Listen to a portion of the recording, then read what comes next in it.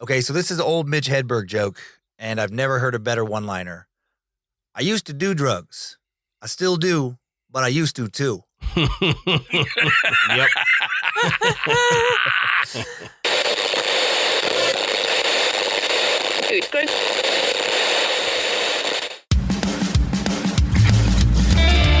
Good evening, everybody, and welcome to the Graveyard. Thank you for joining us tonight. My name is Adam. And my name's Matt. Now, pull up a tombstone or settle into your casket and get comfortable because this is Graveyard Tales. All right, everybody, here we are again. Matt, how you doing tonight, brother? Hey, I'm doing great. I'm really looking forward to tonight's show. Me too. It's going to be great. Me too. So let's knock out housekeeping real quick before we get into it. As we always say, go check out the Podbelly Network at podbelly.com. You can find a list of shows that we're happy to be associated with, and you can find some tips and tricks on podcasting if you're looking to get into that. While you're on the internet doing your thing, go over and check out our sponsor tonight, Undies. Buy you some underwear. I'm wearing mine. I know Matt's wearing his. Just make yourself more comfortable and get a discount using our code. Also, go over to patreon.com/graveyardtales. Sign up to become a patron. We have 3 different levels. All of our levels get a bonus episode every week, but our $5 and our $10, they get ad-free audio and video versions of the episode, and our $10, every week, they get our second show, Side Quest, that we do, and it's nothing like Graveyard Tales. It's more off the cuff. If you want to hear us tell dirty jokes and stuff, we do it on there. We do cuss on that, so that's not as family friendly as this one is. That's why it's behind the Patreon wall there. But we are loving doing Side Quest. And if you like Matt and I, it gives you a whole nother side of me and Matt to check out. Yeah, it's really more us. I mean, we kind of just let loose, and we don't censor ourselves, as Adam said. Right. Right. It may be good. It may not be good. But yeah, it's a lot of fun. So you got to check it out. I go on more rants on that than I do on here, which I know is hard to believe, but I've done a few here lately. But Matt, that's all the housekeeping that I got. So why don't you tell us, why are we excited? What are we talking about tonight, brother? Well, tonight we have 2 very special guests. We have Dan and Lynze from the Time Suck and Scared to Death podcasts. Mm-hmm. We've been kind of talking back and forth, working with them to get them on. You know, and both of those shows are fantastic. If you've never checked out either one, Time Suck or Scared to Death, go do that. I mean, you really, we're all in the paranormal realm, you know, but seeing someone else's take on it, listening to, you know, how another show presents their material is always fun and refreshing for me. Mm-hmm. And regardless, even when I'm listening to a show that we've done years ago, you know, I will always learn something new. I'll always hear a story that we didn't catch the first time. And so, you know, so go and check these guys out. Their show is great. They're great. And we had a lot of fun with Dan and Lynze. It was a blast. Yeah. And so we think you guys are really going to enjoy this. Yep. So buckle up and get ready, because this was a very, very cool interview for us.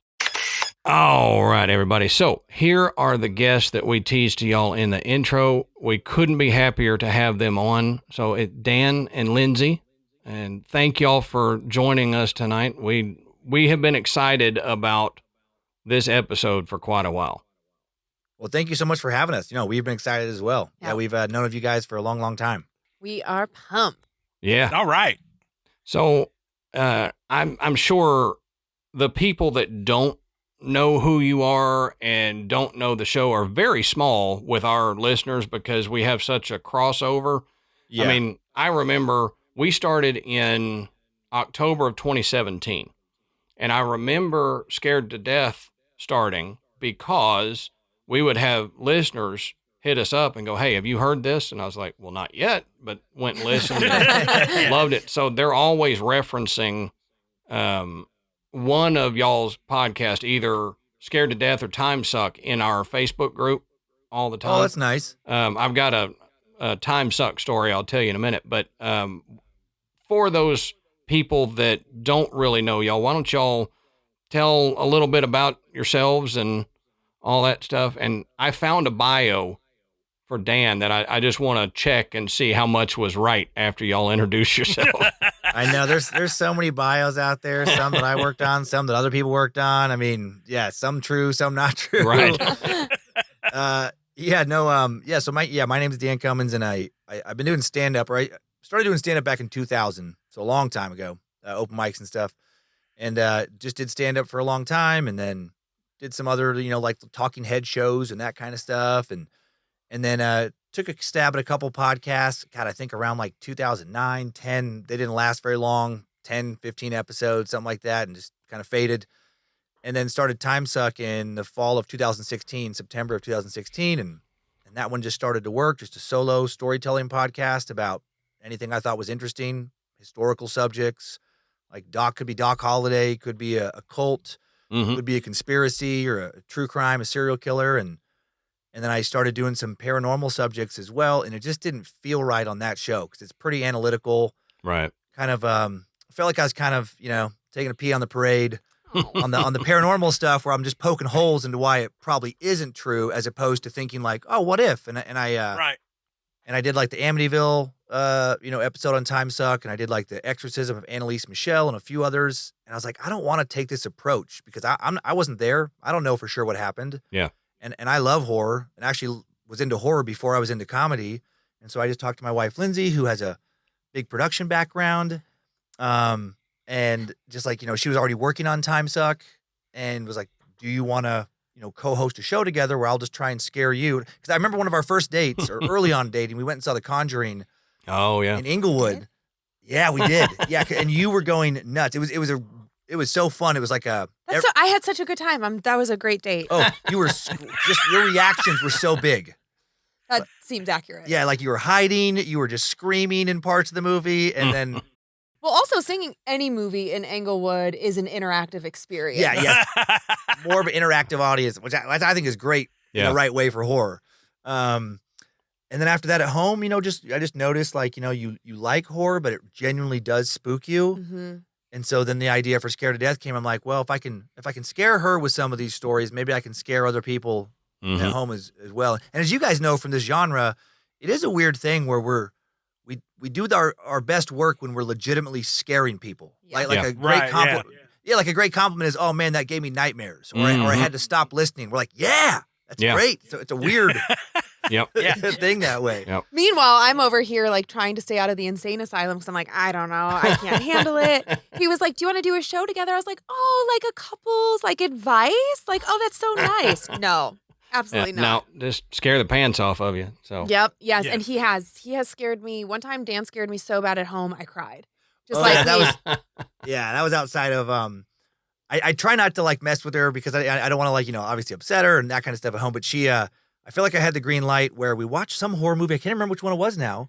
In the theater, we came home and she scared me, like really spooked me coming around a corner. I was like, okay, well now I got a free pass to do the same to her. Right. So I sat on it for about, 10 minutes, 15 minutes until her guard was down again, and just came out of the shadows around a corner and did a big like a big crazy yell. And she did like the old Looney Tunes cartoons when the people like back up and kind of bounce on their feet.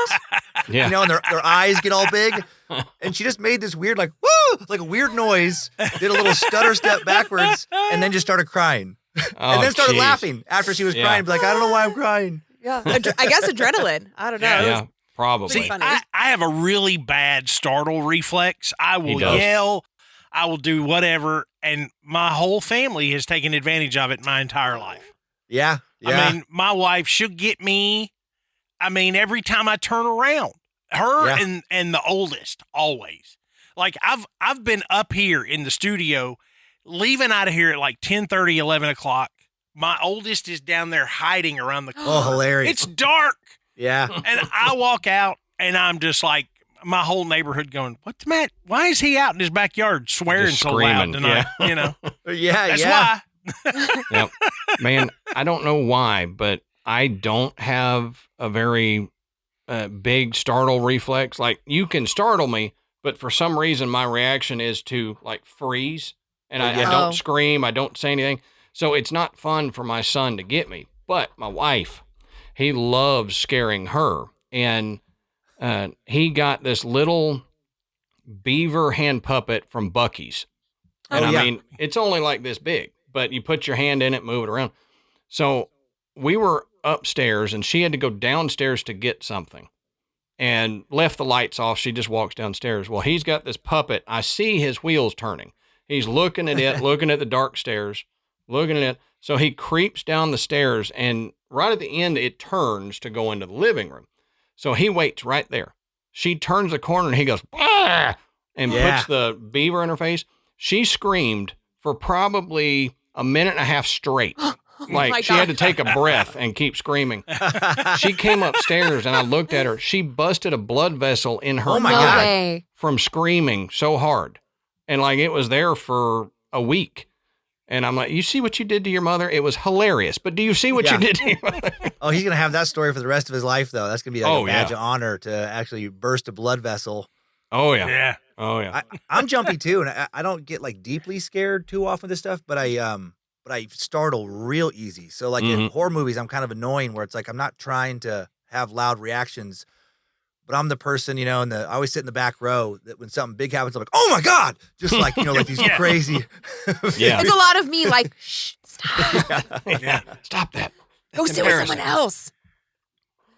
So you were talking about it, and one of the things, you confirmed some of the stuff in the bio I found, but Lynze, I did want to say you were harder to find information on. And so I didn't I'm not real. I'm a ghost. So, he had to stalk you, essentially, to find out about you. The flashlight in your backyard, that was me. Sorry. No worries. Completely understand. But no, you confirmed the release date for Time Suck and Scared to Death that I found. So that's cool. You were born in Riggins, Idaho? Oh, yes. Yep. Okay. Born in Riggins, yeah. I like that hesitation. Did you think I was also born there? No, I thought he had that, like the bio came up for you being born. I'm like, wait, no, she wasn't born. Born in Riggins, Idaho. Very, very small town. Keeps getting smaller. I don't know. It probably doesn't even have 400 people now. Yep. And then do they have a commemorative, Dan Cummins is from here, anywhere in Riggins, Idaho? No, what's funny? The town got excited about, what I was doing, but then I'm just irreverent enough. And it's a town where like they wanted me to come back and do fundraisers for a long time. And I was like, I'll donate money, but I promise you don't want me to do a show there. Right. I'm like, yes, I can imagine. Oh man, because and I would think about like my mom and my grandma and my aunt and all these people still there. It's like they don't want me to do a show there because they don't want to deal with. I'll leave. I'll just do it and go back to Coeur d'Alene or whatever. But they'll be stuck with the backlash. Right. And no. So no. I don't think any commemorative stuff's ever coming. Well, no. And then Leighton Vander Esch really he stole your thunder. It is crazy. Yeah, people were making fun of me for a while where it's like I used to like joke about being the most famous person from Riggins, Idaho. And now, well, you know what? He's been injured. He's done with league. So if I can hang on for a few more years, I might regain that title. But we had this kid. I mean, we have an 8-man football team, and you can field barely 8 people in this little town. And we had a kid come out of there, Leighton Vander Esch, first-round draft pick for the Dallas Cowboys. Yep. And made the Pro Bowl his rookie year. It was crazy. So once he did that, I was old news. Yeah, I was going to say I know Vander Esch because I'm a Cowboys fan. Okay, yeah. Disappointingly a Cowboys fan, but I still am. Yeah, I know. I had I'll be honest. I had high hopes for you guys this year. A friend of ours, Doug Mellard, he's a huge Cowboys fan, and I was like, okay, this might be the year. First game looked real good, and then I know it's been a little rough. It's bad, man. I blame it on 3 people, and it's the 3 most important people for the Cowboys, but I think those are the 3 that are holding us back. And I saw a shirt that I had to get. It said, Jerry drives me to drink. And it had a Cowboys logo on it. And I was like, That's fantastic. I have got to get me that shirt and then one for every member of my family. Because it's the truth. Yeah, it feels like he's like too loyal to his players almost. Usually it's a cutthroat business, obviously. Mm-hmm. Yeah. And what I like about him also seems to hurt the team, where it's like he loves some of these guys and he just does not want to let them go, and he's generous, and it's like that's great, but not the best for team building. Yeah. It's great for the morale of the team and for having loyal players that want to play for you, because you listen to the players like from when I really love the Cowboys, Aikman, Emmett, all those guys. During that time, they are still super loyal to Jerry. Yeah. And these guys now, Dak and all of them are great, but he brings on people that he likes, but all the fans are like, why? They every time they get the ball, they run a yard and fall down. What are you doing? So, That's what that play is called. Yeah. 1 yard fall. Yep. Go. That's it. Listen, Adam, it could be worse. You could be from Cleveland, which is where I'm from. Oh, and that would make you a Browns fan. And then you could deal with the horrors of Deshaun Watson. So. Oh, man. True. I watched a thing earlier. Somebody had pieced out an actual way that the Browns could dump him and not go bankrupt. Okay. I mean, literally. I mean, they were like, "Oh, you gotta find a team that's willing to work with you on this," because they were basically like, "You trade him, you get that money off your cap, and the other team just gets him and then cuts him." Yeah, yeah. Mm-hmm. I mean, they're like, "That's the only way you can get rid of him." It's a nightmare. When they made that contract went public, that's got to be the worst contract in the history of the NFL. Even worse than that. Oh my God, there was a guy that came from this area. He was the same year that Peyton Manning was drafted. He was drafted, I think, above him. He was a quarterback. Oh yeah, for the Chargers. He came out of Wazoo, and I'm blanking on his name. It was Drew Bledsoe, wasn't it? No, not Drew Bledsoe. He went to the Peyton. He played all right. This guy, oh man, I can't. He was a huge bust. He was like a number one pick. Oh, you're Ryan Leaf. Wasn't that his name? Wow. Yeah. Good one, Look at Matt. you go. Yep, Ryan Leaf. I mean, this has got to be a bigger bust than that, as far as just like the guaranteed money. And everybody knew it. Yeah. Everybody knew it. Like, why are you doing that? And they let Baker go, and now he's playing great for the Bucks. So Baker, touchdown. And Baker. that was the thing is I felt like all these teams have done Baker Mayfield dirty. I like him. Yeah, I me like too. him. I think he's talented. I think with the right coach, he's a winner. Yep. But I mean, none of these teams are like, look what this guy's done, and you just pack him up, ship him off, and I'm like, maybe he's found a good spot in Tampa Bay. I think he has. If he has another good year this year, I think he'll stay there for a while. They seem to like him, and he's good. He's good. We the were horrors watching of football, because we just started a new podcast. Yeah, There exactly. you go. Football horror. Yeah. Football horror. Yep. This is what sucks about football. What? Yeah. Okay. So speaking of that, so Dan, you said so you were already into horror, Yeah. but and there's a difference there between being interested in the paranormal and then really digging horror, because you don't always, both aren't always the thing. You don't just dig horror movies because you like, paranormal stuff. So was it strictly horror and then you kind of got into the paranormal? Was it vice versa? What led you to go, I think, I like this enough that I could actually do a show about it? Yeah. I've always been curious about it. And, within horror and film and TV, my favorite version of that was always paranormal horror. Just like the supernatural as opposed to psychological horror or thrillers, or like slasher flicks never really did it for me. I mean, they're entertaining, but I much prefer something like The Conjuring or The Ring before that, or things like that. I don't know. They just always really spooked me growing up. And I was just curious about ghosts and demons and possessions and all that stuff growing up. I would claim to be a skeptic most of the time.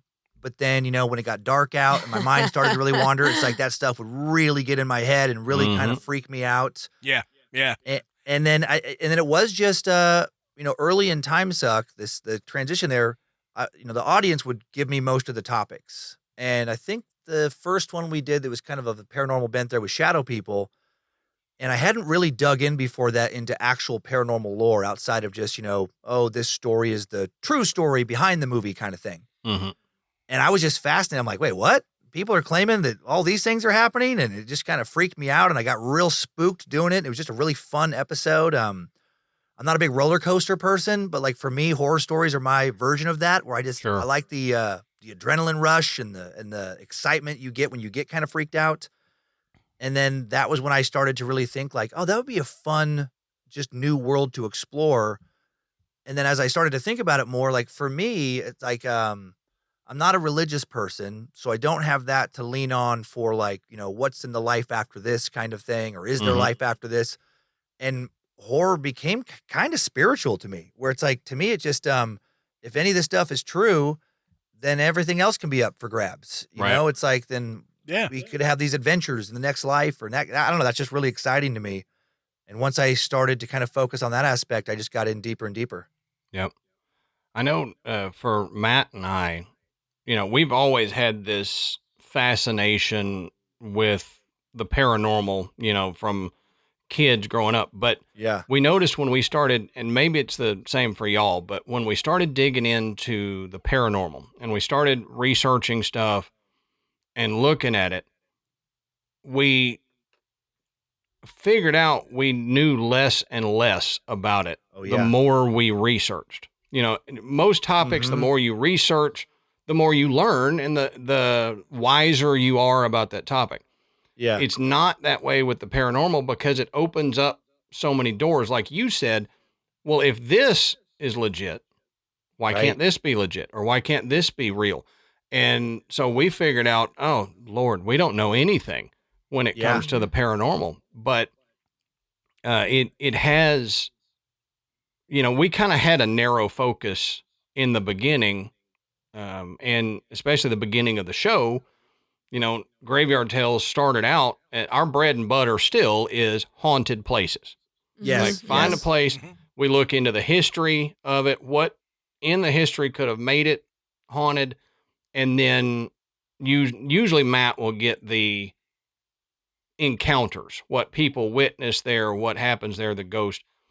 But in looking into that spread us out into the mysteries, missing 411, and all this kind of stuff. And it just seems like there's a never-ending well of things with the paranormal that you can look into. And I'm sure y'all have the same thing, especially then if listeners write in and tell you stuff, that usually opens a whole nother door for something else to look into or something you didn't think about. Yeah. And I think that's what keeps Matt and I going on the paranormal, is just because there's always something new. Yeah, there is so much diversity within. We just had a fan story, the one we just recorded last night. Oh yeah, that was so weird. Where's this like weird sleepover story that, like at first appeared to be like a traditional kind of horror story where they're seeing this old woman's face in the window and just like this creepy stuff and crazy, like, details of like, it's real windy outside. But when they first see this lady, like her hair's not moving in the wind, just like, just little creepy details like that. But then at the end of the story, I don't know if you want to tell it. No, go ahead, please. At the end of the story, the little girl who's, witnessing all these things, well, if she was supposed to be at the sleepover, she wanted to go to the sleepover. And then her sister was like, what are you talking about? You didn't get to go. And she's like, yeah, no, I was there. I saw all these things. And then the mom too was like, no, I told you, no, you didn't get to go to that sleepover. So it's like this weird wrinkle where I'm like, well, I've never heard that before after hearing hundreds of stories.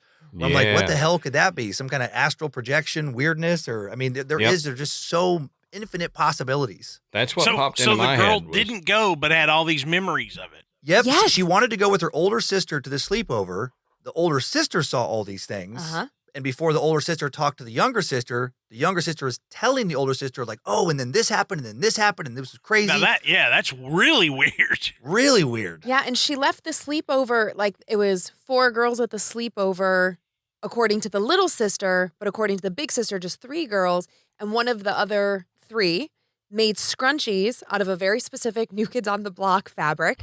And the little sister somehow had a scrunchie. Whoa, there you go. And it's like, well, Wow. how did that happen?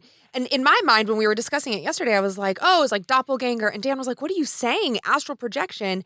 And I, when we're talking about all these new avenues that you come across, when we started Scared to Death, astral projection were not two words that I had ever known Yeah. to be anything. I was like, what?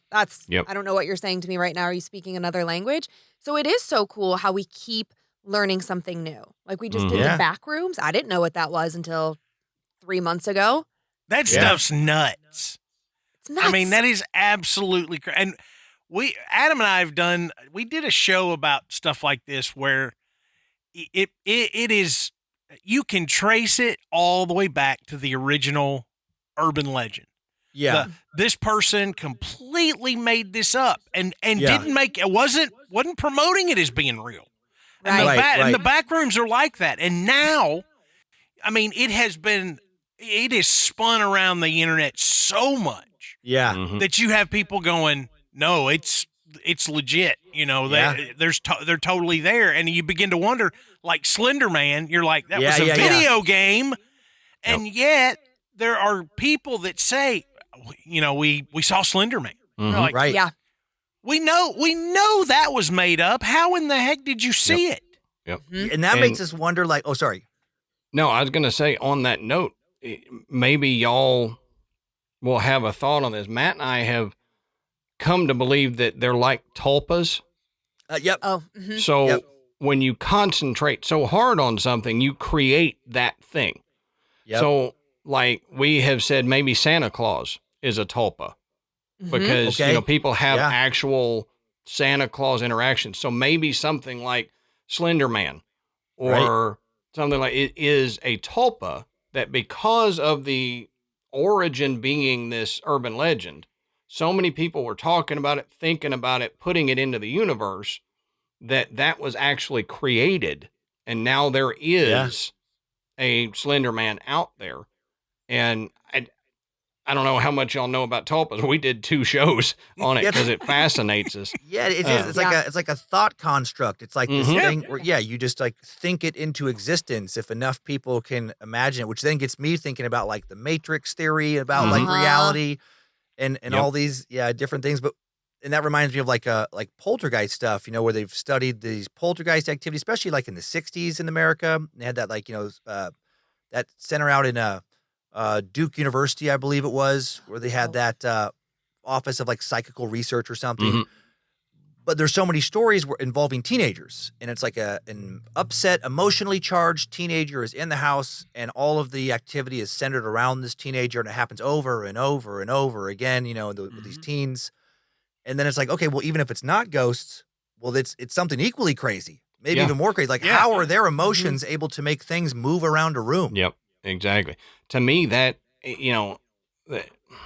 we've said it before, but skeptics a lot of times will take the lowest hanging fruit to debunk something, and it doesn't always work for me.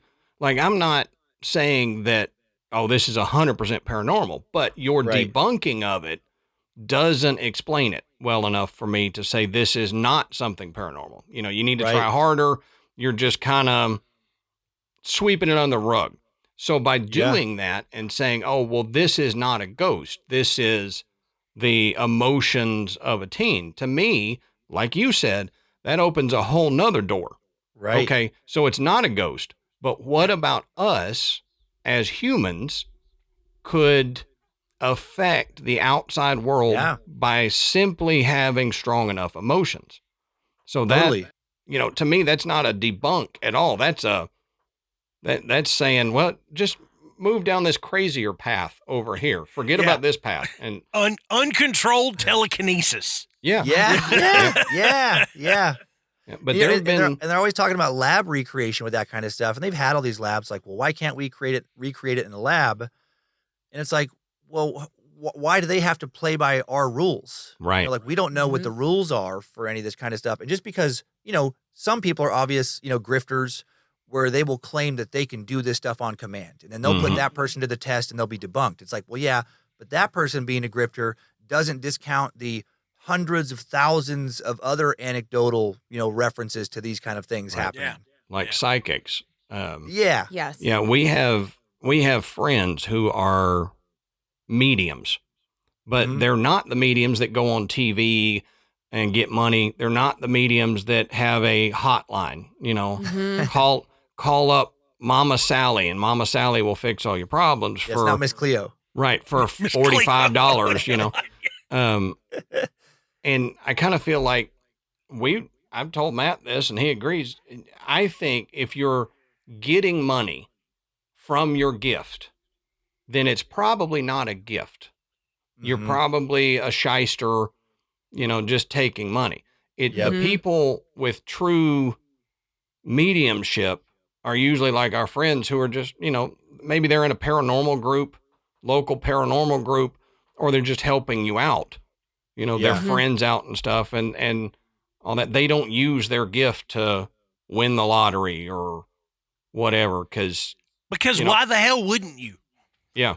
I mean, Right. I mean, right. if you could predict that, Yep. why try to swindle people out of money? Just go pick the winning Yeah. lottery numbers. If you were a Just true go on. medium, you wouldn't charge $45. You would just play next week's lotto and then go Yeah. retire to an island.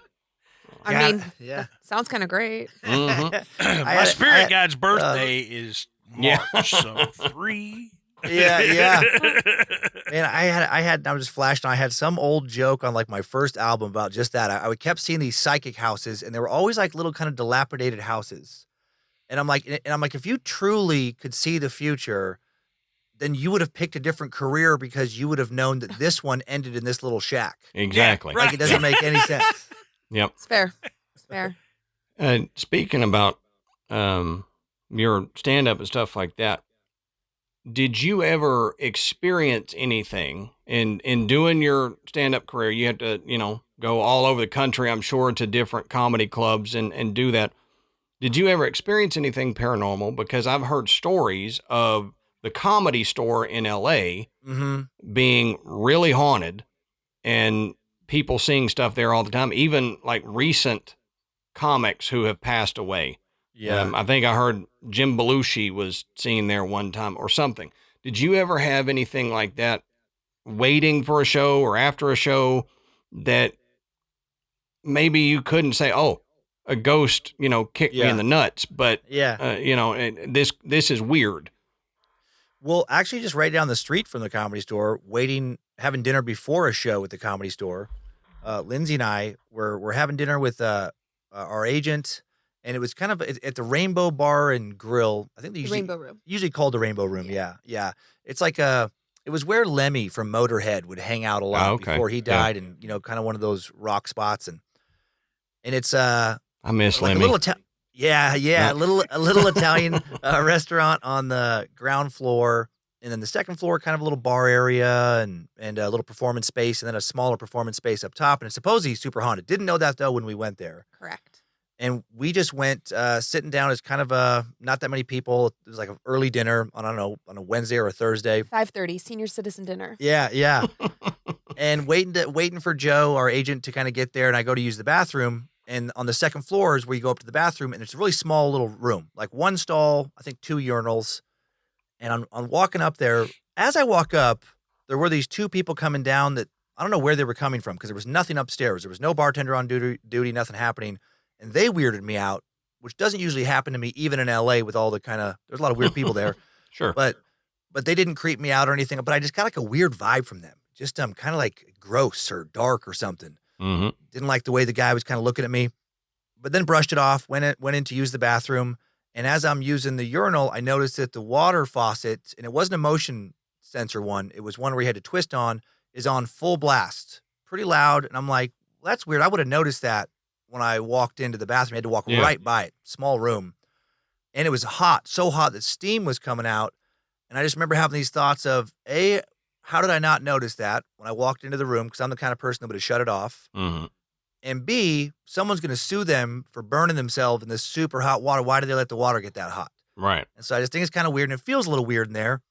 And then I go and I shut it off, and then I just wash my hands. And then afterwards, like, why did it get that hot? And I just tried to recreate it.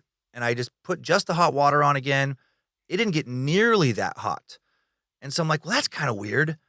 And I walk back downstairs, sit back down with Lindsay. And then when our waitress walks by, I was like, hey, I've literally never asked somebody this before at a restaurant, but I'm like, is this place haunted?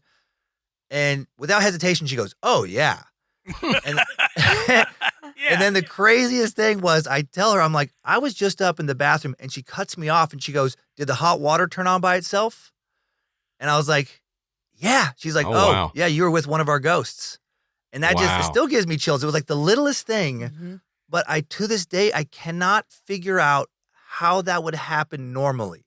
Yeah. You know, and I've had people tell me like, well, what if they had it rigged from the kitchen or something and they can turn it? I'm like, who's doing that? Who's doing that on a slow, waiting for someone to go to the bathroom and then not doing something big, but it's like, oh, I'll show them. I'll turn the hot water on. Yeah, because a lot of people probably wouldn't even think, oh, the water's running. That's something that, oh, I just missed it walking in. They wouldn't have gone through your process. And Matt has said this before, but why go through so much trouble to do something so little to maybe get somebody to think something's paranormal? You know, it doesn't make sense. Exactly. That's one of those debunking things that I was talking about, that the debunk doesn't make sense to me. Yeah. It's so much work to set up something to rig the hot water to turn on for, you know, one weirdo to walk in and get freaked out by the hot water. So the risk reward the math doesn't work out. And in that case, like, well, why? How would you turn it on to let it be even hotter than it normally would be, and risk somebody hurting themselves and possibly suing this establishment, all so you can just kind of weird them out that the water was on? Like, it doesn't make any sense at all. Right. Yeah. And somebody I was on Jason Ellis when he had his Sirius XM show not long after that. And a guy called in. Oh, yeah. And was like, oh, my God, that same exact thing happened to me there. Oh, wow. So, I don't know. It's just I love little weird things like that. Yeah, that's weird that you told that story, Dan, because either I've heard you tell it somewhere or I've heard somebody else tell the same story about that. I've talked about it on Scared to Death and on some other shows over the years because it's the only story I have of... You know, I've thought I've seen things flit by the corner of my eye and felt weird and felt maybe like, oh, this feels unusually cold, you know, bad vibes.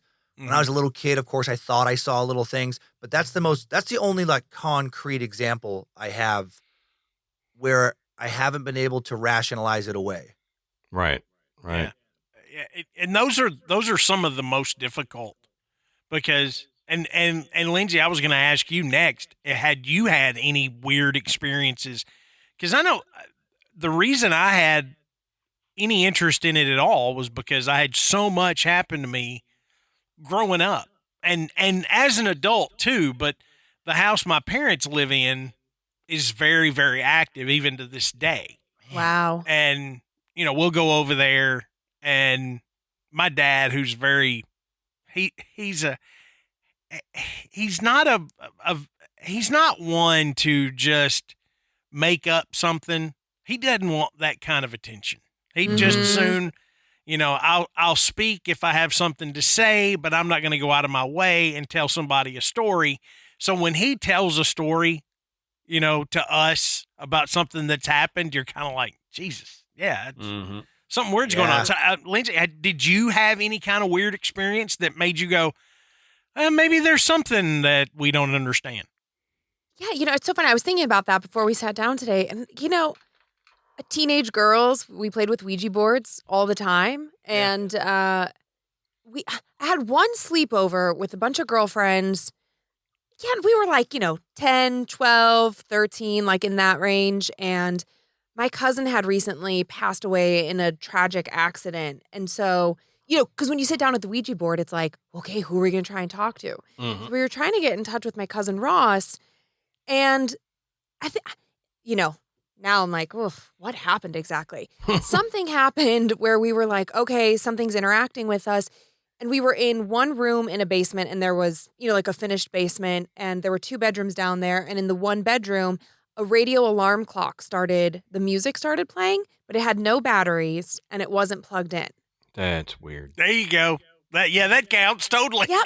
I kind of forget about it, right? Like I'm about to be 41 and I'm like, oh yeah, that did happen, didn't it? Because if you watch enough horror movies, if you consume enough paranormal content, I think, at least for me, and I would love to hear what y'all think, I start to kind of think like, wait, did that happen to me? Or am I, is this happening to me through osmosis? Like, am I pretending that this happened to me? And so I kind of forget about it. What about you guys? Like, now, Matt, you said your childhood house. Is this your childhood house or just the house your folks live in now? It's my childhood house. My parents still live in the same house, and stuff happened so much that we kind of made a joke out of it, where it was just like, oh, that's just the ghost. That's just the ghost.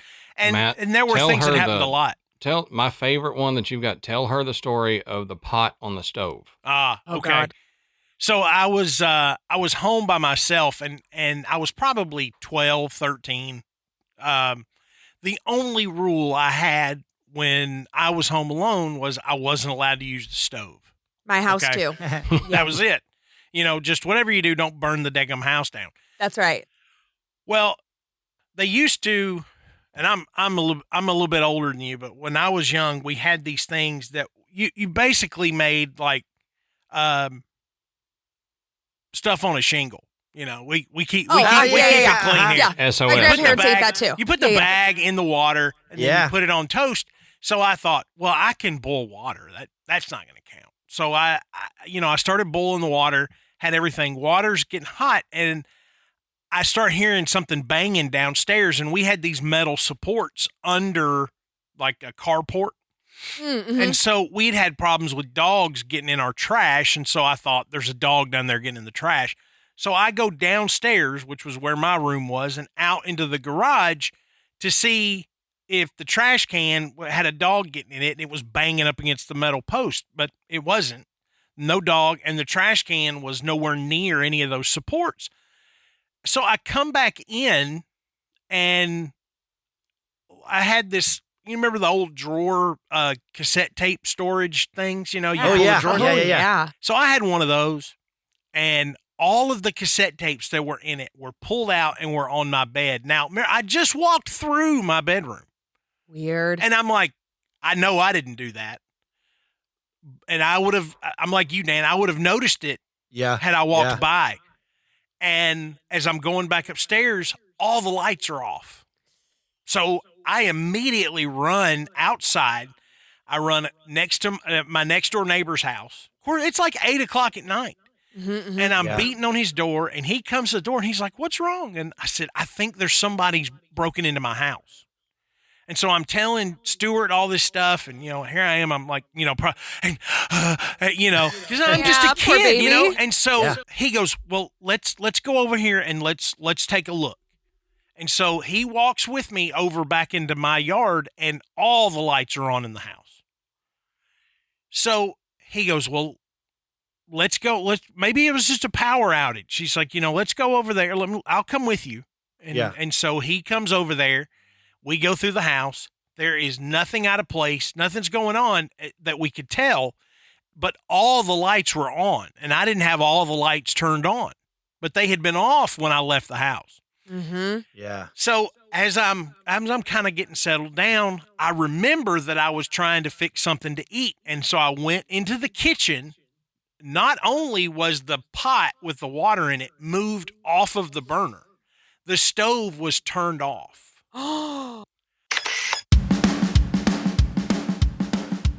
Hey guys, being comfortable is got to be, it's in my top 5. If I am uncomfortable, nothing else is getting done. I agree. Whether it's the shirt I'm wearing or the shoes I've got on. Hell, I've even changed socks before I go out because I'm like, this ain't gonna work. Yep. But absolutely, when your underwear is not comfortable, man, it feels like a struggle all day. Horrible. Yeah. Okay, so that's why I love having Undies in my underwear drawer. Yeah. Because they are the most comfortable. I know that I'm not gonna have any issue, and I'm very particular. Okay, I if I'm wearing jeans, Undies work great. If I'm wearing my work pants, Undies are perfect. And shorts, I mean, forget it. I mean, it's like, it's as good as not wearing anything and still having some support. Yeah. You know, I mean, and you know, the designs are cool. So like if my shorts right up and you see the T-Rexes on my, you know, right, on my underwear, that's all right. Everybody's like, man, that guy's got T-Rex underwear. I was like, hell yeah, I do. They're MeUndies, man. Yeah, I do. You know, so, and just hands down, got to be the most comfortable underwear I've ever had. Oh yeah, the ball caddy that they have is my absolute favorite because it, like Matt said, it supports it, but you don't feel like you're really wearing anything because that micromodal fabric is very breathable and moisture wicking, and yet it still gives you the support to keep things from sticking and bat winging and all that stuff. And you know, we're starting to get into the cooler time of season, so you don't have to worry with bat winging as much, but it's still important to be comfortable and for your giblets to stay cool. That's right. Yeah, they gotta stay cool. Yep. And stay cool and look cool too. And like Matt said, there's a style for everyone. You know, MeUndies has a cut for every guy's butt. Over 10 different styles ranging from boxer briefs to jock straps to their special pouch underwear that are my favorite called the ball caddy. Yep. And they come in over 100 different colors and prints ranging from black to dinosaurs to sheep to what do I have on? I just got black on today, but I've got the patterns in the dryer getting clean so I can wear them again. But not just guys. Ashley loves her MeUndies, and she's got multiple different cuts and patterns and everything. And I don't know enough about ladies' underwear to talk about it, but believe me, she would tell me if she hated them, and she loves these things. Yeah. Yeah, and, no doubt. Amanda does too. Yeah. And they've got versatile loungewear as well. So they're not just about underwear. They have joggers, hoodies, onesies, and more. And that's next up on my purchase list is to get some of the joggers so I can have some micromodal joggers, wear them to the gym or just lounging around the house. And like Matt said, it's unmatched comfort because they have a signature fabric that's as soft as a warm hug from your favorite sweater. It's breathable, stretchy, and so comfortable, which makes it ideal for all-day wear. And you know, we've all ran into that where we're wearing underwear and about midday, you're like, yeah, these are bothering me. I wish I could take them off. And you're trying to figure out how can I take my underwear off at work. But MeUndies, you don't even think about it. You go through your day, don't think twice about it unless you're thinking, man, these are soft when I sit down, man. That's right. And they have a problem-free philosophy. So if you're not happy with your first pair of underwear, it's on MeUndies. Just let them know so you run no risk of trying it out. If you want to be your most comfortable self this fall, get MeUndies. And you can get 20% off your first order plus free shipping at MeUndies.com/graveyard, GRAVEYARD. That's MeUndies.com/graveyard, GRAVEYARD. And get 20% off plus free shipping. MeUndies, comfort from the outside in.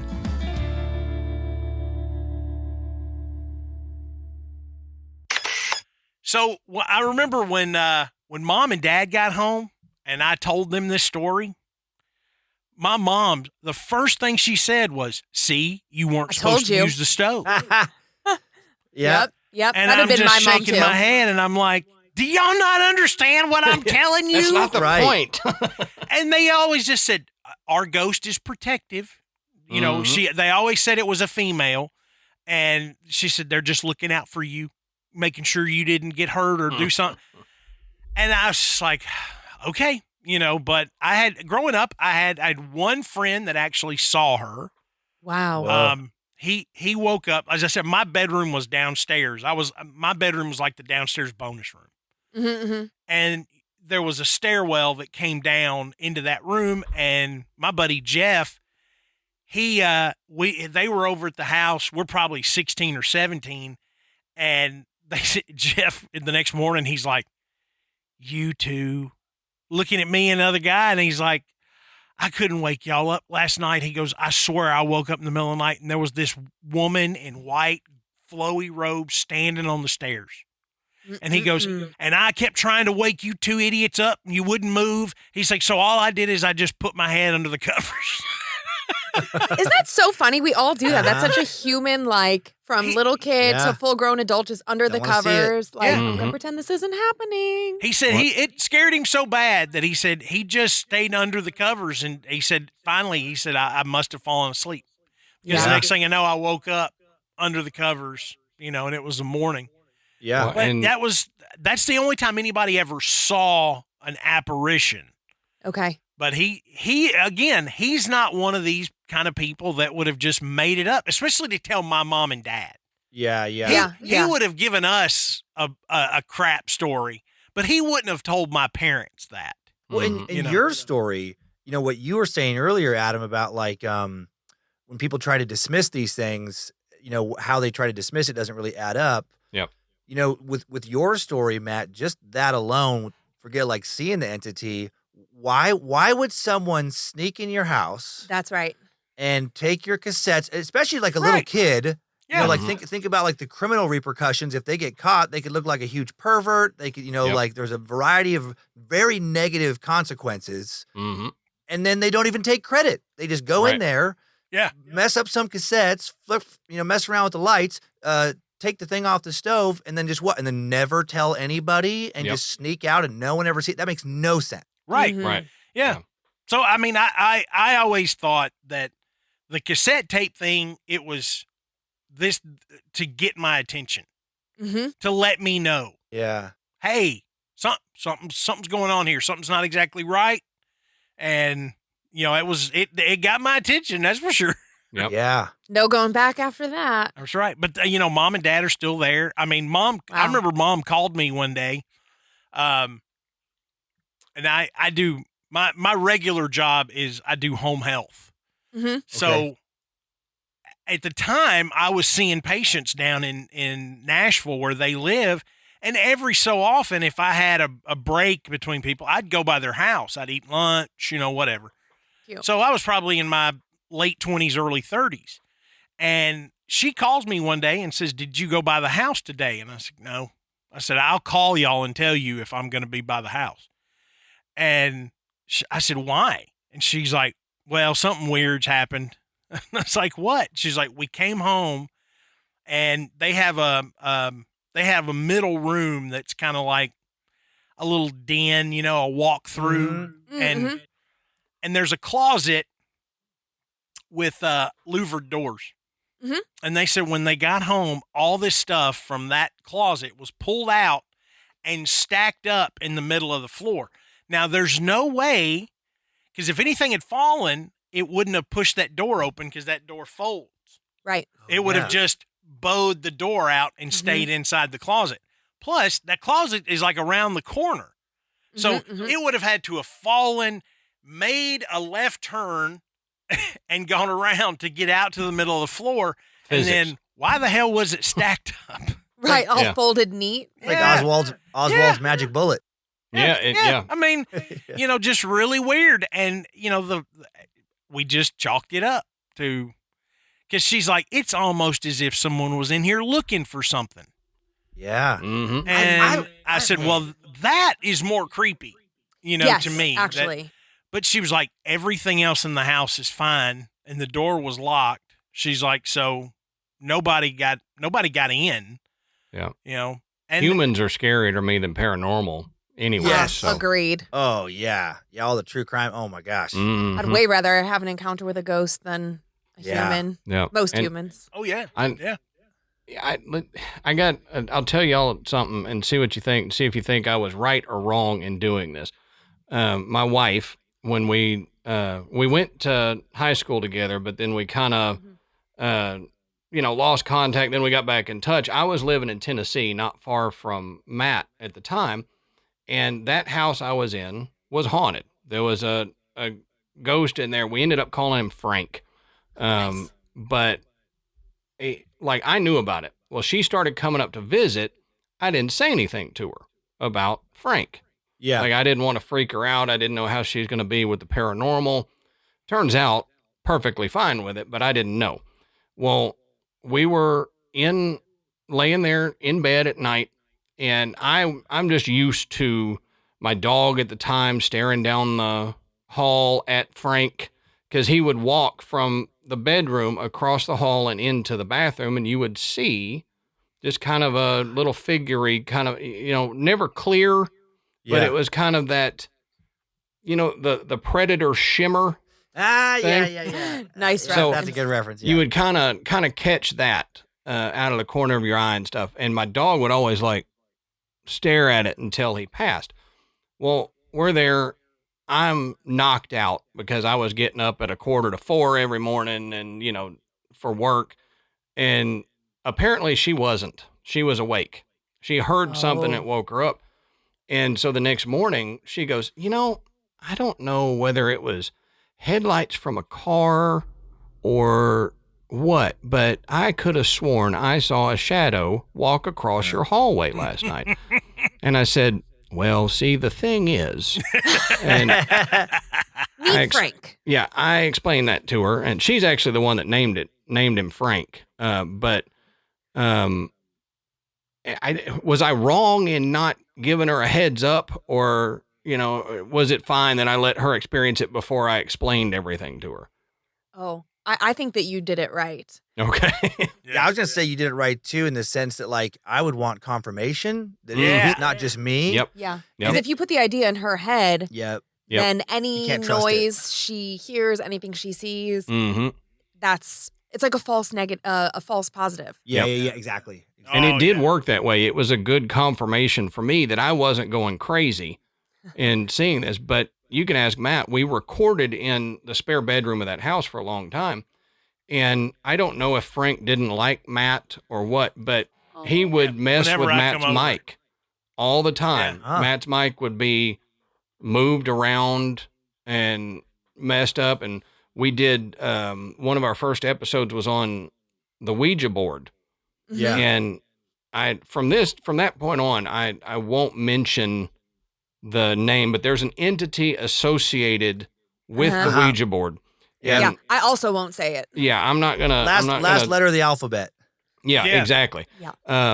And we started talking. This has never happened since, and it never happened before. Our computer blanked out shortly after mentioning his name, and we lost the whole first part of that episode and had to do it again. And it was just That's it was wild. like seconds after mentioning his name the first time. And so weird stuff like that happened in that house. But I still don't, the skeptical side of me says, well, power glitch, I know. it was cheaper computers than we're using now and stuff like that. But still, it never happened again on that computer. And, Matt's mic would get moved around at the house and stuff Yeah. like that. But Frank was never really vindictive. I think he would like to pick on Matt when Matt came over. And I don't know if just it's something because, out of the ordinary. yeah, There was Yeah. there was always something like that happening. something with I wonder his chair. if he just maybe like just happened to look like somebody he knew in life or something, Maybe. that was mean. Yeah. Who knows? I mean, there's so many stories again like that, like the thing where your wife confirmed Frank, that when people at this point, when people are just adamant of like, nope, there's nothing out there. I just don't believe, nothing can convince me. I'm like, well, you're just being stubborn. yeah, exactly. Because I'm skeptical of most of the stories. Sure. I think most of them are probably embellished. I still like them. If a good story is Yeah. can entertain me, Mm-hmm. but because I try to go into it with an open mind of like I wasn't there. But like for all of them to not be true to any level, I mean, just the stories that you get to talking to people. I'm sure you guys have this too, where you're, I don't know, traveling to a hotel bar or whatever, anywhere. Somebody asks you what you do, Mm-hmm. you tell them, and they're like, "Oh man, I got a story for you." Oh yeah. Mhm. There's Every time. so many stories out there, And- so many, and some of them have to be true. Well, and so many of them are similar, right? Like, okay, just Matt, how you were saying, like Dan's story about the rainbow room. Mhm. It's like whether you heard Dan's version of that or the Oh, guy yeah. who called into Jason Ellis, it's like Uh-huh. we generally kind of err on the side of like, how could there be so many stories that are so similar? If they Right. were all unique, I might have a different feeling. But the fact that so many people See the Woman in White, Black-Eyed Children. You know, we were just in Salem recently, like, you know, any historical site where something horrific has happened. It's like, how come so many people go there and have the same thing or similar thing happen? And, you know, to Adam's point, it's like, well, you know, people will debunk it. It's like baseline. But you could just say like, oh, well, they heard that story over here and now they're just regurgitating it and trying to make it true. But hundreds of years or hundreds of stories, thousands of stories. I mean, you know, Graveyard Tales and Scared to Death are not the only paranormal podcasts. We're all, but we're all kind of in the same, we're kind of all telling the same stories over and over. They can't all not be true. It's just not possible. And you and Lindsay and I will talk about this. Like, there's stories that are really big and really like a horror movie terrifying. And those are really fun to listen to and everything. But then we call like these other stories like credibility stories, where they're not going to be the biggest thing you've ever heard. They might be real small, actually, kind of like some of the stories we've shared now. And those almost carry more weight with us because why would all these people be making up stories that at the end of the day aren't nearly as cool as any horror movie? You know, like if you pitched it as a movie, they'd be like, that's lame as hell. Get out of here. That's boring. That doesn't, so then you're not even doing it for the social cachet. You're not trying to get, you know, people to be blown away. There's no motivation to tell those lies. Yeah, if they were all fake, like you said, they would be these big elaborate things like it picked me up and threw me against the wall and it wouldn't be, oh, they moved my mic around and, you know, made noises. They turned on the hot water. Yeah, exactly. And the debunking thing, get y'all's opinion on this because we've talked about this a few times. Matt knows my biggest pet peeve in paranormal debunking is mass hallucination. You hear some 4, 5, 12 people witness the same thing. And then the debunkers come out and they go, well, it was mass hallucination. Here's my problem with that. Okay. The human mind, scientifically, the scientists will tell you this. No human mind is exactly like the other one. Your subconscious is not like mine. Even if we think very similar, like me and Matt think very similar, our subconscious is not the same. Well, for everybody, 12 people, to hallucinate the same thing, they would have to have the same subconscious. But I mean, I don't know if you've ever done hallucinogens, but if you do, if you do hallucinogens and are in the same room with, say, the 4 of us, and we all take hallucinogens, we're not all going to hallucinate the same thing.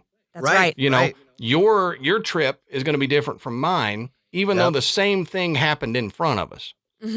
So mass hallucination to me irritates me to no end because there is no way for these 50 people to have hallucinated the same spacecraft that landed on the lawn of their school and for them to draw the same ship, draw the same aliens. There is absolutely no way for that to happen. Yet everybody will go, oh, well, I mean, it was mass hallucination. And then brush it off dismissive. Like that explains it. That doesn't explain anything. You would have to plan it. Yeah. Exactly. So then it's just a hoax. Yeah. But, you know, with most hoaxes, the more people you have involved, the less likely it is that it's not going to come out. Somebody is going to let something slip. Yeah, exactly. You know, and that mass hallucination, you know, from maybe I'm wrong, but like from what I understand or remember, it's not a concrete, definitive psychological phenomenon. Right. It's like we don't really know if that's even a real thing. Right. It's just a term that's out there, and it only seems to get used to dismiss the paranormal. Yes. It's like, oh, that's just mass. It's like, I bet 99 out of 100 people, if they said that to you and you just ask them, what exactly is mass hallucination in a clinical sense? They would be like, I don't know. It's just, you're seeing the same thing. It's like, no, that's just a term you heard. And now you've latched onto it, and you just keep throwing it to dismiss everything. Now that's, You don't hear crime. It is lazy. Yeah, it is.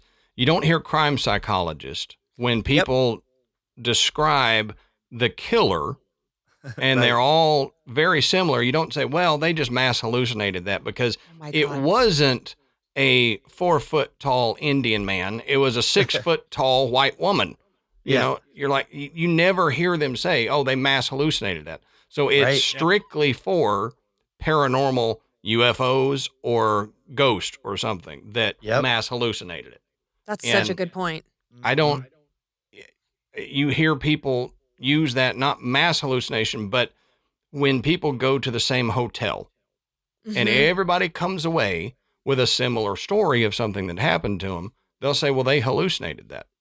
That ghost doesn't exist. Well, then Right. why does everybody have the same description of this woman, carrying her head down the stairs in a ball gown?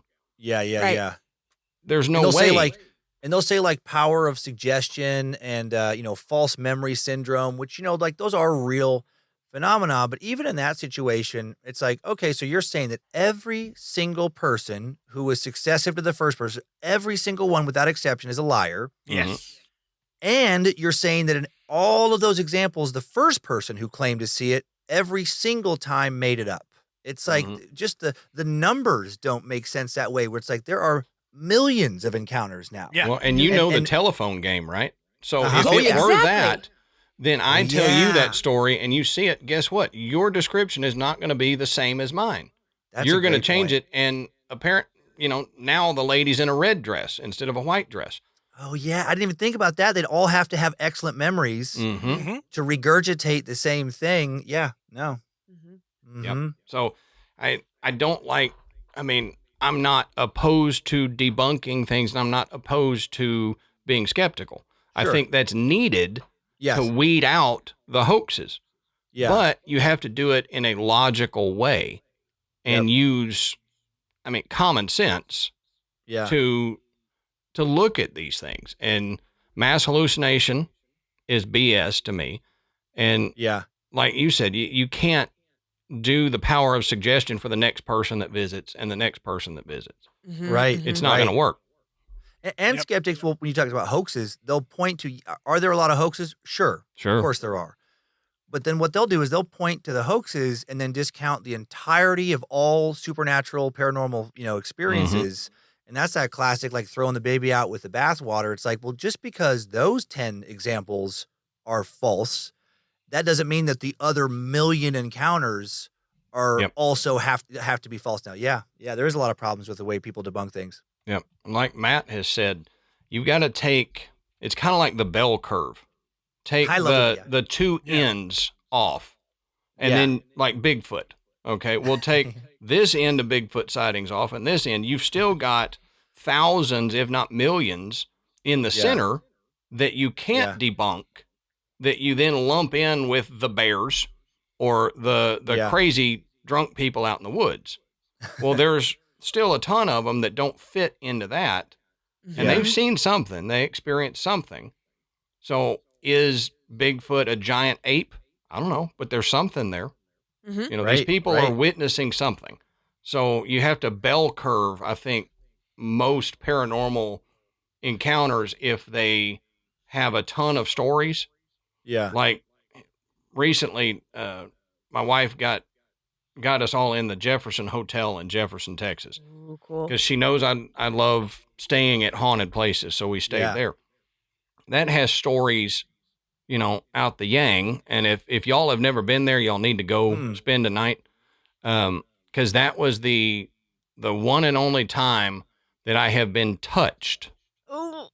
And it started, we got there and went to go check in our room, and there was 2 other rooms being rented that night. We got an off night, Yeah. whatever. So there was only one group on our hall and then one group on another hall, plus the owner lives there. Well, went to go in the room. I turn the key and I go to push it open and it stops. And so I'm pushing on it. I can't get it. And then all of a sudden it just falls in. So we tried to recreate that several times, doing the same thing, and it never hung up on the floor, nothing. So my wife's like, well, something didn't want us going in that room. And I'm like, well, apparently. But later they're doing a ghost tour of downtown Jefferson because there's several hotels in that area that have stories. And we stopped in the Jefferson Hotel. So we stood at the back because we're like, well, we're staying here, so we'll let the rest of the group kind of go to the front and get the story. Plus, Matt and I have done an episode on the Jefferson, so we know the history of it and all that. So I'll kind of stay at the back. Well, I felt a tugging on my shirt, and I thought either my son was there, hey, move, I can't see, or some kid was behind me pulling. And I'd turn around and look, there's nothing there, but my shirt was tinted out, and then it falls back in against my body. And I start hitting Ashley. I'm like, babe. And she's like waving me off. I'm listening. Hush. And apparently, talking to the owner after all that, there are 2 kid spirits that on the downstairs like to mess with people. They'll knock on doors and run up and down. They've had guests call and say, hey, can you get the kids to stop running up and down the hall? And they're like, there's no kids staying here. So he said, well, the kids took a liking to you and was messing with you. But if y'all have never stayed there, you've got to go. Oh, man. I'm staying in no haunted hotels. you got to sleep over with Adam and Matt. It'll be really cute. That just reminded me. I think it was the Stanley Hotel where this happened. But, and there's been a number of hotels, obviously, where, there's, kids on a certain floor that they'll hear. And a lot of times they'll find out that was where the staff, used to bring their children and let them kind of, hang out while they cleaned. Or perhaps there was an orphanage, whatever. But this one, man, it was so creepy. Where the one night they heard kids playing out in the halls, and like you said, call downstairs, and there's no kids staying there, or no, they said we'll go talk to them, or we'll look into it, whatever. And then the next night, and it gets quiet, and then the next night they don't hear anybody running out in the halls, but the guy wakes up to his wife waking him up, and she's like, look in the closet. And he looks in there and he thought he saw some movement and then heard the distinctive giggling of a kid when they're hiding. Oh my gosh. That would creep me out so bad. And then went there to look, saw a little shadowy form, disappears. Yep. And then starts to kind of rationalize it well, maybe we just heard something. I'm tired. Turns around and then the door slams shut. I'm man, I don't think I'd be able to go back to sleep after that. The kid giggles. What is it about kid giggles that is so creepy? Yeah. That's that you can ask Matt. Since we started, the thing that gets me is kid ghosts. No way. I'm out. When you tell me kid ghost, that creeps me the hell out. And I can't completely explain why, but I think it's because kids are so innocent and, then you have this in your head. Oh, they're stuck here. Why are they stuck here? What? So there's a sympathy, a creep factor in that to me. But kid ghost, I'm normally I won't run, but kid ghost, I'll do the cartoon thing out. And that's fair. That's fair. Yeah. And there's so many. Oh, so go ahead. Oh no, it's funny you're talking about the hotels. I've got one of my older daughters lives in Chattanooga, and there's 2 or 3 haunted hotels down there. But one of the most famous ones is the Reed House. Mm-hmm. And so I had to go down there last August and help her work out, her living situation. And my dad had said, "Well, I'll ride with you, so you don't have to go down there by yourself," because this was completely off the cuff. I had not planned it. I just had to go. And so I drive down there and we do everything we need to do. And I said, me and your granddad are going to get a hotel. And I said, we'll leave out in the morning, unless there's something in the morning you need us to work on. And so I'm sitting here on my phone as we're eating dinner and I'm going, hey, we could stay at the Reed House for $89 tonight. And Sarah Beth says, oh, that would be kind of cool. My dad's sitting there. It's like, what about it? I said, well, that's the one that's supposed to be haunted. He's like, I'm not staying in a haunted hotel. And I like him. It's not that bad. He goes, I'm not doing it. I was like, it's a really nice hotel. He's like, find somewhere else. I'll take Holiday Inn Express. I'll take Super 8. I don't care. I don't need it to be fancy. But haunted hotel is out. And I don't know if it's the fear factor or if at this phase of my life, I just really value my sleep. Yeah. I love that your dad lives in a haunted house. Oh, yeah. But that's his ghost. That's different. Did not want to stay in a haunted hotel, but lives in a haunted house. Yep. No, but it makes sense because at his house he knows his ghost. He knows what's going to happen. Yep. Mm-hmm. Oh, there's been some really crazy stuff that's happened since I've moved out with them, but it's I could do an entire show just talking about the weird stuff that's happened there. But it was funny. My daughter, a few months later, she had an opportunity to stay there. I guess one of her friends was having a birthday, and they got a room there. And so that I said, y'all ought to take the ghost tour. And she was like, we totally are. Yeah. So she's texting me like, cause she went on the midnight tour, and she was like, you won't believe this. This woman in our group, they were telling stories, and she's over there snapping pictures. We're standing out in the hall, and she goes, look at this picture. And Sarah Beth was standing next to her and said she looked down, and this woman had taken all these pictures. One of those pictures in the corner, there's a little girl standing there, like in a little period dress. That's crazy. And then the very next picture, she's not there. The one before it, she's not there. Whoa. So she was like, that was crazy, Dad. Mhm. That is crazy. I bet. That Reed house is the one that Ashley and I stayed in. Oh, that's right. Yeah, y'all stayed in there when it was under renovation. Yeah, so. It was under construction, and we went to Chattanooga, and I somehow contracted a stomach bug before we went there, so we were relegated to the room a lot because I was sicker than hell. Mm-hmm. And I was laying on the bed, and Ashley was kind of looking out the window over to the other side because it was facing another block of rooms, and those block of rooms were under construction. Mm-hmm. And it was Sunday, so the crew wasn't there. It was shut off to the public, and she saw a shadow walk across the window. Nope. And she's like, babe, come here, come here, come here. So I hobble my sick butt over there, and I'm, what? And I'm looking out the window, sick, and it comes back the other way. And so we had to check the next day. We asked if there was anybody over there. Nope, there wasn't anybody over there, no crews, no nothing. But we saw something walking around in that room, and it was just a dark shadow. Yeah. And that Reed house is nuts. I was thinking about when you were talking earlier about kids, like not knowing why you're afraid of like kid ghosts. Mm-hmm. I wonder if there's something around. There's been so many stories out there of people think it's the ghost of a kid, and because it's a kid and they feel sympathy for them and kind of more, they kind of befriend them or whatever, and then it starts to twist and morph, and it's actually more of like a demonic type entity. Yeah, that's what kind of freaks me out about the kid ghosts. That could be because there are a lot of those. Like you'll hear stories of people trying to go save a kid out in the woods.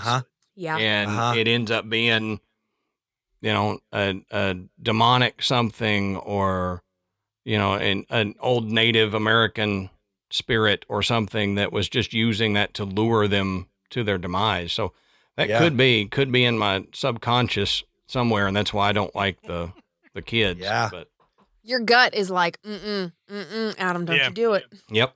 I think we've had a few stories of like kids having imaginary friends, quote unquote, and then they think it's like the ghost of another little kid, and then the parent starts hearing like the thing saying bad things to the kid, or kind of twisting the kid's mind a little bit, and I don't know how long ago this was, but we had a story a long time ago. A single mom moved. Her kid is like, it's hard to be the new kid in the neighborhood. Makes friends with the kid next door. The kid next door is always coming to the new kid's house, always coming over. And then one day, like, the friend doesn't come over, and the kid's like, oh, that's weird. So the new kid in town goes to the other house, knocks on the door, says to the mom of that house, like, hey, can I play with so-and-so? And the mom gets really upset, crying. That mom talks to the new kid on the block's mom and is like, my kid died like years ago. Oh my God. What are you doing? Like, why? Like, essentially, why is your kid picking on me? And then, why would you do that? Yeah. Gets to the bottom of it, and it's like, nope, that poor woman's kid is just stuck in some sort of loop, just wants to play. Yeah. Those stories are wild when they interact with something for a significant amount of time. I'm like, that is crazy. Yeah. Yep. Yep. Well, and you saying we've heard a ton of those too. Yeah. Oh yeah. It's just endless, right? Yeah. And that just, brings it like back to that whole thing of like just one story has to be true. Right. Just one. There's going to be false ones. There's going to be embellished stories, but just one story one story is true, and that's Yep. it. We're off to the races. Mm-hmm. Between all these stories and all the psychedelics, I definitely, there's something out there. Yep, right. A Yeah. lot of stuff I out mean- there. I agree with you, Dan. And- That there is something out there. I've experienced too much just myself Yeah, to just dismiss all of it. exactly. I mean, there's just way too much. And I'm thinking, if I've dealt with this much and nothing that's just been, knock your socks off, terrifying. Yeah. Mhm. These people that you can talk to and they're legitimately afraid of what's happening to them. Yeah. Mhm. You're just like, why would they make this up? How could they make up this much emotion? Right. Yeah, Yeah. Right. Yeah. And you can hear it. You can hear the fear in their voice. Yeah. Even if it's not, they believe that it 100% is because it's got them terrified. Yep.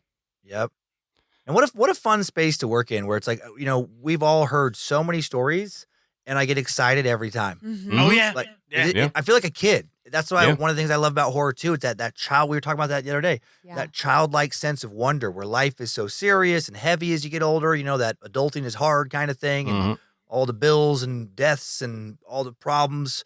But then in this space, it's just like I feel like I'm an 11-year-old boy again at a sleepover, just being like, "What about this? Mhm. What about this?" Yep. Candyman. It's Yeah. the best feeling. It is. Yeah. Well, and it kind of lets your imagination go wild with theories, because it's definitely one of those subjects that nobody really has definitive answers to. Yeah. Like I can't sit down and go on these philosophical thought paths with building rockets. Musk already did that. NASA already did that. They know what they're doing. Right. My dumb input is not going to help. But since we don't know anything definitive about the paranormal, it kind of allows all of us to go, well, if we think about it this way, what if Mhm. it's this and not this? Mhm. And that made me want to ask y'all a question. Something that I was toying with that I tossed at Matt, and he said he kind of likes that thought. We know that time is not linear. We put it in a linear fashion to make sense of it, that this is noon, here's 3:00, that was yesterday, 2 weeks from now I got to go to the doctor and get a colonoscopy, all this just stuff to keep time in our heads. But we know that in physics and the theory of relativity that it kind of zigzags and winds back and forth. There have been a lot of stories of people getting EVPs or hearing disembodied voices, of where they're like, "Are you here?" And then the spirit answers, "Yes, where are you?" Okay, if this was a spirit, if this was the soul Yeah. of someone who passed on and they were here in this room, they would know where I am. But if we're in, say, this room where we see ghosts all the time, is a thinner part of the fabric, and we're either bumping up another universe or another timeline, because it always seems to be people from 1903 or 17 something that we run into. So what if the timeline is looping back on itself and it's thin right there, and we are the ghost to them in 1903, and they are the ghost to us, but there isn't the spirit lingering. We just keep getting time slips or bumping up against another universe, and the ghost that we see is in another timeline or in another universe, and we are the ghost to them. Yeah. We've come across a few of those stories. I wish, God, there was one in England, and I can't I remember. know, I'm thinking It's about it with like the typewriter or the whatever. typewriter or Yep. whatever. He had this weird, and he was getting it's like So he was weird. communicating these messages, and it felt like he was communicating with somebody from another time, and that person was trying to figure out like it didn't feel like either one of them were dead. They were Yeah. both living in their own times, trying to figure out why they were able to communicate with somebody of a different time. Now that stuff is fascinating to me. I do always have to, right when I first hear in these discussions, I have to get Matthew McConaughey out of my head because that scene from True Detective, Yeah. time is a flat circle. It just like immediately goes in my brain. Yeah. What's it sound like? Time is a flat circle. Yeah. But I love that all of these things can be true simultaneously. Like that you could be, there could be the spirit of somebody who died in this room 10 years earlier, but then you could also be in that same place. Like you said, Adam, like the veil is thin and you could be communicating somehow with somebody who is alive, but in a different time. Mm-hmm. That stuff, it makes my brain hurt. Like when I start thinking about time not being linear, it just freaks me out. Yep. I know some of Matt's favorite stories we've done are time slips. Oh, where They're so weird. You walking down a road and you go in a shop and they don't take credit cards because they don't know what credit cards are. They only take cash. They think your cash looks funny. Yeah. And then you leave and come back and that shop's not there anymore. I think that your fan story. That was one of my favorite fan stories. Yeah, this mom and daughter. Yeah, Oregon coast. On the Oregon coast. Oh, sorry, went on a road trip and with her daughter. And there might have been like a DV situation, but there was something as like they were very purposefully moving around, and they go to this hotel. They stay at the hotel. They have the receipt from their hotel stay. Then like a year later or something, they go back and it is a dirt lot. No, it wasn't a year later. It was like a month later. That's the thing. It was just a short time span. Dirt lot, nothing there. They ask at like a local diner, like, hey, and they're like, no. She's like, but I have the receipt. And they're like, yeah, no, nothing's ever been there. I don't know what you're talking about. and it's coming back to me. And I do think it was like a domestic violence thing where like they were intentionally trying to be very careful about where they were staying, you know, being very protective. And it felt like some other entities from another universe just came down and put like a blanket over this mom and daughter and protected them and gave them peace and solace, if not just for one night. Like it was actually quite beautiful. Yeah. But then it was never there. And like, how do you justify that? How do you rationalize that? Like, I know, and it's hard. It's hard to hear that and think that it's possible at all. But when you hear the story from the person, and there, you can feel that conviction. You're like, this happened. I mean, there was another story similar to that I told on the show about a couple from England that was vacationing in France, and so they're driving with another couple, and they get off of the highway. And they find this little town and they're going to spend the night before they drive the rest of the way. And they were like, it's this quaint little town. You know, people were kind of dressed up more like it was the 1920s or something. They thought it was just kind of a little theme thing. Yeah. And they stayed in this little hotel, got up, had breakfast. The four of them eating breakfast. And this was, I think, this was the early 90s, I believe. They went to pay the check and it was like $3. And they're like, that can't be right. They were like, no. Yeah, that's what you had this, and this. Yeah, $3. They were like, how strange. And then there was a police officer in there and they were asking the police officer how to get back to the highway. And they were looking at him like they didn't know what a highway was. Dang. And they finally leave and think, that was weird, but what a cute little town. Yeah. So on their way back, they were going to do the same thing. They were going to go back. Never could find that town. Never could find it. Stories like that make me think about all the missing people, you know, because there's like a crazy amount of missing people at any given time in the world. And, you know, and obviously I know that a lot of it is just, you know, probably criminal things. Sure, sad.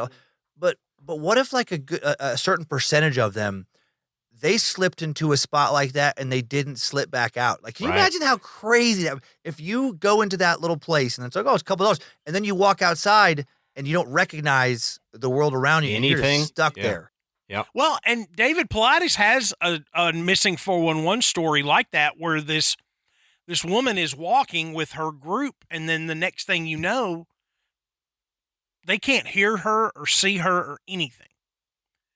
That's And terrifying. she's makes my like, stomach hurt. everything feels different. She's walking around them.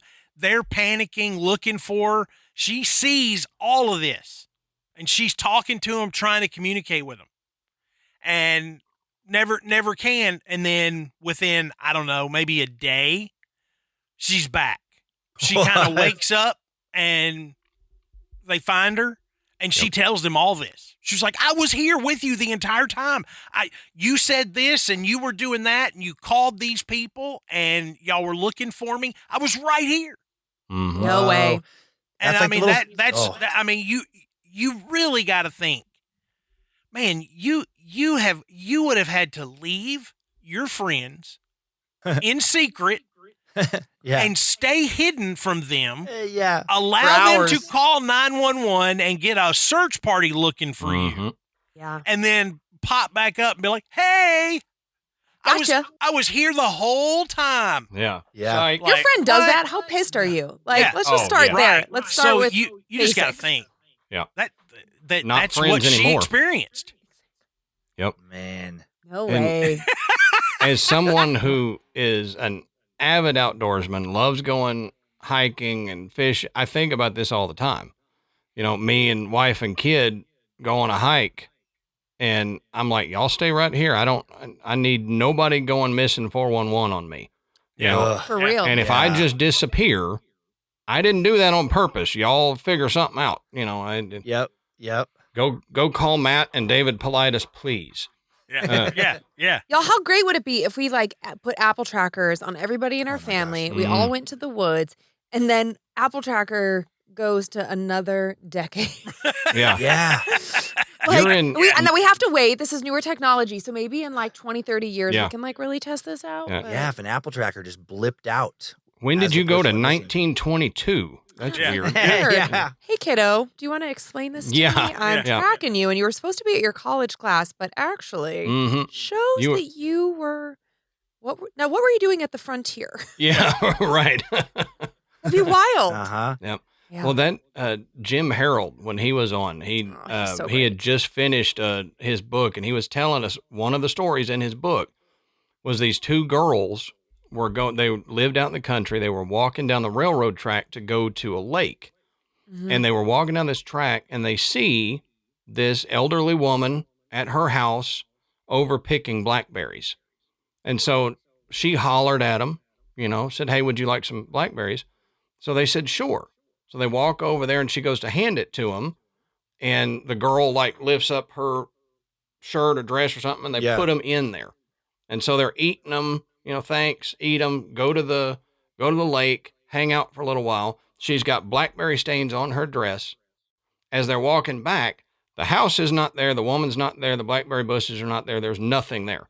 Are the stains they- on her dress still? Yep, there's Yeah. still stains on her dress. So she runs home and is explaining this to her mom and says, Mom, where is that house? And she goes, that got demolished 20 years ago. The lady died and, moved on. The house got demolished. There's been nothing there for 20 years. Your whole life, there's been nothing there. That's wild. And so slipped into another time where this lady was picking blackberries and they ate And was able to something eat from 'em. there. And yeah, they still had evidence from the stains on her dress. And like, how did that get there? If it was hallucination, Right. how did the stains get on her dress? You didn't hallucinate a stain onto your dress. That's not a tulpa stain. Yeah. You know, yeah. I Yeah. mean- Yeah. Yep. Man, so much. But- so much So stuff out there. cool. Yeah, it's crazy. But So cool. we have kept y'all for about an hour and a half. So Sorry. We're thank talkers. y'all. Oh, we are too. Oh, we could yeah. probably go another We'll 3 keep- hours. We could just keep going, but Yeah. But thank y'all so much Thank for you. coming on. Yeah, We've this got is to so do this fun. again. Yes, And, please. Yeah, thank you. Y'all come on here, us come on Scared to Death something. But Yeah. speaking of Scared to Death, I'll tell you this Yeah. little anecdote. If I'm putting in stuff for the show, instead of typing out Graveyard Tales, I put GYT. So Uh-huh. I'll Okay. do hashtag GYT, stuff like that. It's GYT folders in the computer. I Yeah. tried to do that. I'm scared to death. And I kept having STDs all over my computer. Exactly. Exactly. And so I was like, so now I put the number 2 in Yeah, there. that's what So we do. so I don't have STDs, and my wife come in and go, "Why do you have an STD folder? What are you not telling me?" That's right. What are you hiding from me? I'm just keeping track of all of them. Yeah, I've got a Where's the list. bell tracks? A whole folder full. Yeah, but thanks so much for coming on. This was a great episode. Yeah. Can't tell you how much fun that Oh, I've us had. too. Yeah. That was a blast. Yeah, this is great. Yeah, you guys are so easy to talk to, and it just and I love, like, you had me thinking about things that we've talked about a million times, but in new ways, and I Mhm. always love that. Where I'm like, oh yeah, I never thought of that angle. That's always so fun. Yeah. It's great when you can get with like-minded people on the paranormal and kind of share those thoughts and get each other thinking differently. So Exactly. It is. Yeah. Yep. Such a fun world. You guys do such a good job with it. oh well, thank you, y'all too. Y'all do too. Yeah. Thank you. Yeah. It's a fun space. It is. But thank y'all, and we will, I guess, do this again really soon. All right. Thank you. Thanks again to Dan and Lynze from Time Suck and the Scared to Death podcast. We appreciate them being on the show. Lots of fun. It just like having a really great conversation. Mhm. And this was my first time to meet either one of them. So that was exciting. But don't forget to go check out their show. Yep. And when you're done doing that, you can go and check out our website, which is graveyardpodcast.com. There you can find links to purchase Graveyard Tales merchandise. You can listen to the show, and that's where you can become a patron. And check out for our $10 patrons, we've got our show Side Quest, which is now 30 some odd episodes in. It's a lot of fun. It's totally different from Graveyard Tales, as we said at the top. So go check it out. And our Facebook group, we've got thousands of members in our Facebook group. We call it the Graveyard. Go check it out. That's one of the best places to go and share some personal experiences. There's dad jokes in there. There's people asking for help with weird paranormal situations. Mm-hmm. So, get in there. Like I said, it's a private group. No one's going to make fun of you. We all just want to hear your great experiences. Yep. So, thanks again to Dan and Lynze for coming on tonight. And until next time, we'll save you a seat in the graveyard. See you soon.